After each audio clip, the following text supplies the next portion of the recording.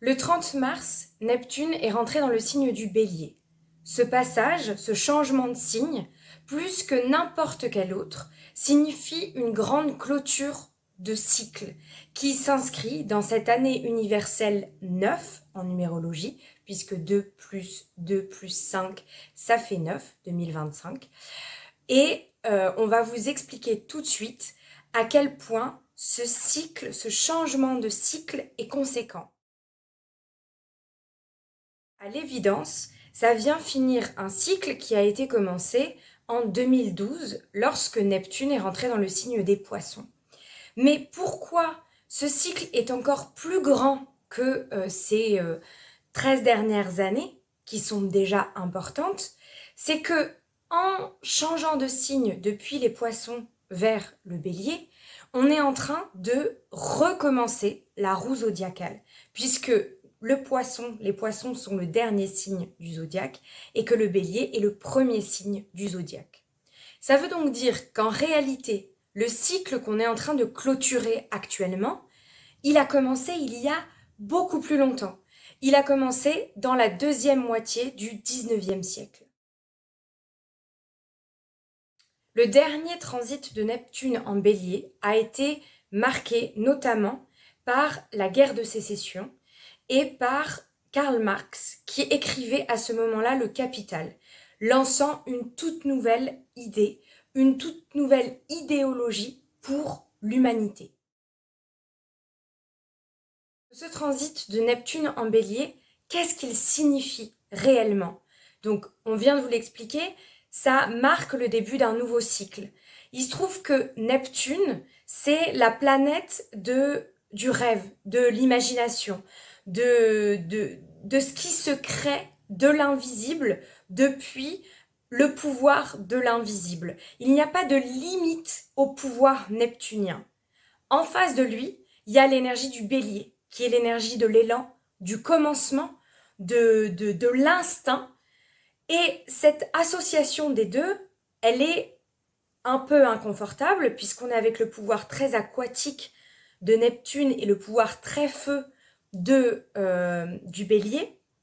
Mais ce que ça marque surtout, Neptune en Bélier, c'est la possibilité d'un départ, d'un nouveau départ, d'une nouvelle idée au service de l'individu, au service de l'humanité tout entière, mais qui part vraiment d'un élan pur, brut, spontané. Neptune en Bélier, c'est l'occasion de se battre pour ce en quoi on croit. Parce qu'il y a vraiment cette notion avec Neptune qui est reliée à la croyance et avec le Bélier qui est relié au combat. Donc là, on est prête à se battre pour ce en quoi on croit. C'est d'ailleurs ce qu'ont fait les Américains au moment de la guerre de sécession. Ils se battaient pour les valeurs auxquelles ils croyaient, pour le monde qu'ils avaient envie de défendre.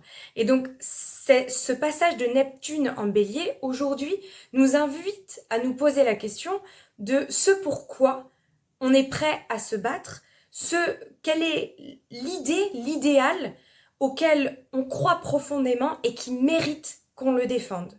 L'avantage de cette alliance aquatique et feu qui, a priori, elle peut être assez chaotique parce qu'on est sur l'émotion, on est sur la passion, on est sur une vision subjective du monde. Donc voilà, l'eau sous la...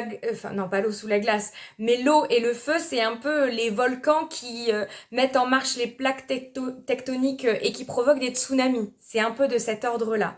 Mais l'avantage de ces deux énergies, si elles sont bien utilisées, c'est que l'eau, elle vient un peu pacifier le feu et que le feu vient activer l'eau. Donc Neptune qui, a priori, au départ, surtout dans l'énergie de Neptune en Poisson, était prête à se laisser porter par le mouvement. Et il n'y avait pas une action franche pour défendre ce en quoi on croyait, va se mettre en action du fait de la présence du Bélier, de l'énergie du Bélier. Et là où le Bélier, il peut aller tout feu tout flamme, quitte à parfois prendre trop de risques, l'énergie eau, qui a une conscience extrême de la sensibilité de l'être, va faire en sorte que ce soit pas un combat à n'importe quel prix et que ce soit potentiellement un combat pacifique. L'image la plus marquante de Neptune en bélier, ce serait quelqu'un qui sort son fusil et en fait c'est une fleur qui sort du fusil, pour être un peu poétique à l'image de Neptune. Et la dernière chose à savoir sur ce transit de Neptune en bélier, c'est qu'il n'est pas seul. C'est que cette impulsion, elle se fait suivie quelques mois plus tard, mais maintenant on est déjà en plein dedans, par Saturne qui lui aussi en mai rentre en bélier et ça nous permet une matérialisation de ses rêves, de ses idéaux. C'est-à-dire que on est dans un triangle où on a des idéaux, Neptune, que l'on cherche à matérialiser, à construire avec Saturne et qui doivent nécessairement se fonder sur un élan brut, spontané, pur, d'une chose que l'on a envie de défendre. Ce qu'il faut savoir, c'est que ce passage de Neptune en bélier, il n'est pas encore tout à fait franc, puisque Neptune, comme toutes les planètes transpersonnelles, va pendant quelques mois osciller entre les poissons et le bélier du fait de ses mouvements de rétrogradation. Il va faire une entrée définitive et bien marquée, marquante dans le signe du bélier en 2026. Si vous voulez en savoir plus sur Neptune en bélier, n'hésitez pas à aller sur notre e-boutique pour commander nos fascicules dédiés à Neptune, dédiés au bélier.